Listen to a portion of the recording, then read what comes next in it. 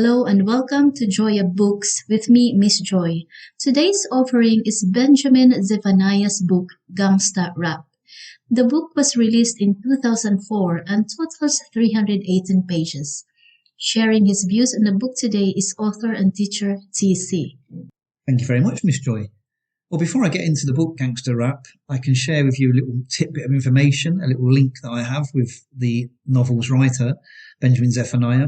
I actually appeared in a televised debate with him. I forget what the topic was, but yeah, he came across as a very passionate young man, and it was a great joy to meet him in person. Now, the book Gangsta Rap is about disaffected youths.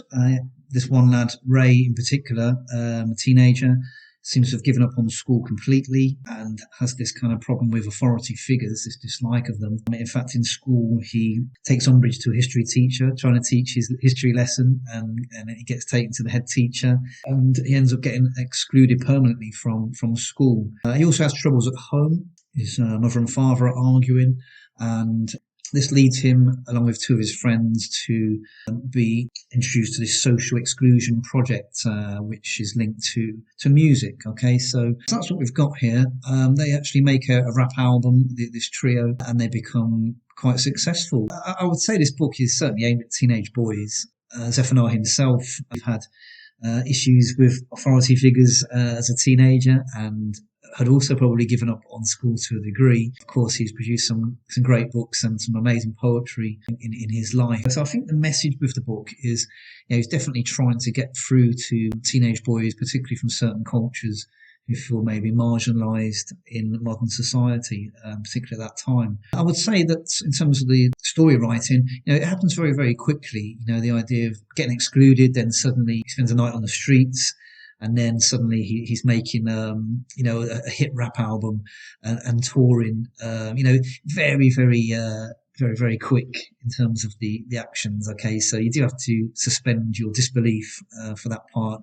But again, if this book is aimed at teenage boys, maybe I can see the speed at which that those events rattle along. So essentially, the kind of rap aspect is imitating the East Coast, West Coast feud in America, and Ray, the main character, loves Tupac Shakur. Got that kind of Biggie Small idea going on there as well in this particular novel. Of course, the writing style is a little bit clunky in places, but again, we can certainly forgive that being aimed at teenagers. There is an argument, would the teenagers that he is perhaps targeting even pick up this book? I'm not so sure. As a teacher myself, I've taught books of his such as Face and Refugee Boy, for example.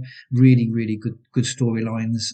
Gangster Rap, I don't know if it's got the gravitas and depth that those two titles have. In terms of other aspects, it's the kind of characters that are the problem for me. And again, this is very personal reading, and responding to reading. It could be that teenage boys get much more out of it than I do. I can understand that, of course. But I just felt that the characters, like Ray himself, they're not particularly likeable.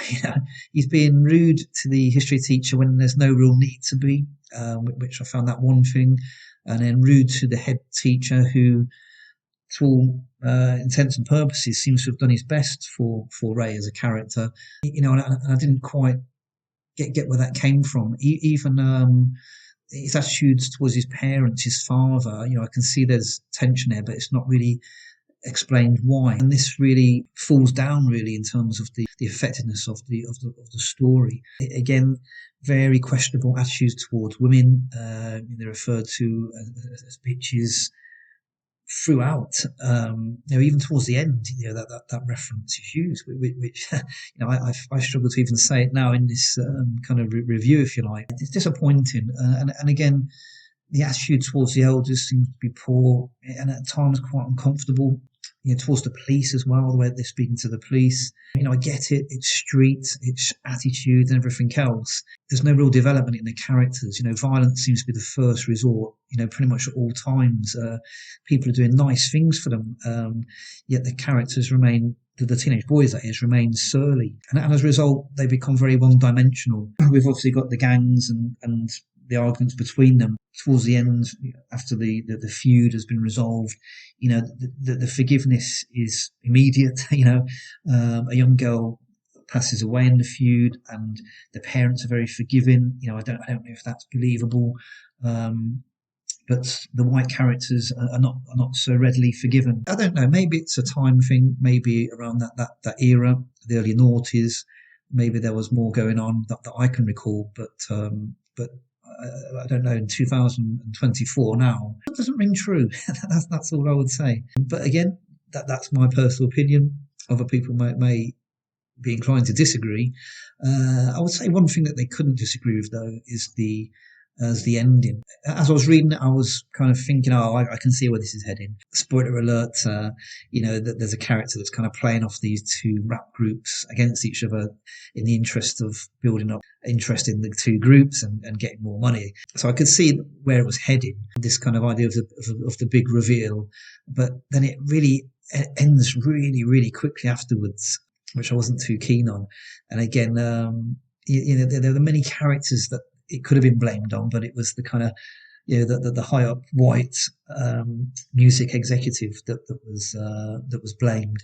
And then again at the end, he's kind of beaten down, and I think he wets himself.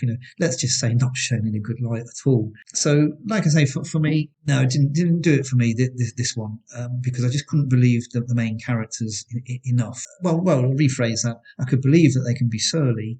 But within the context of a novel, the fact that they didn't develop or they didn't necessarily change, they became very successful. But beyond that, the violence carried on, the feuding carried on, the disrespect towards females carried on, and the family as well, and so on. But again, maybe it's a cultural thing. Maybe it's something that this middle-aged reader couldn't get his head around. No doubt, Benjamin Zephaniah has produced some really, really good writing. Like I say, for me, I really enjoyed Refugee Boy. And Zephaniah's poetry, of course, doesn't need me to give it the seal of approval. It stands up on its own, of course. But for me, Gangsta Rap, not for me. Well, thank you very much for your review of the book, TC. The late Benjamin Zephaniah's book, Gangsta Rap, is available from all good book outlets. Thank you for joining me, and please remember to like and subscribe.